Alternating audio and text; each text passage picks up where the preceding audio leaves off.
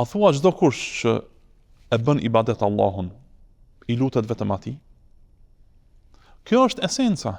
Kjo është esenca që njerëzit duhet i luten vetëm Allahut, ta veçojnë Allahun në ibadet, në adhurim. Por fatkeqësisht, shejtani dhe thirrësit e devijuar i kanë mashtruar plot prej njerëzve. I kanë mashtruar plot prej njerëzve dhe plot nga njerëzit kanë rënë në shirk, kanë adhuruar dikë tjetër përveç Allahut, kanë adhuruar dikë tjetër me Allahun.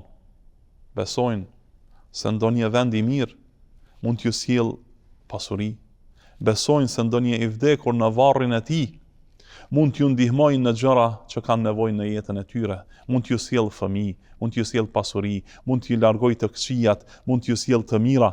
Jo. Këto të gjitha i kanë në dorë vetëm Allahu.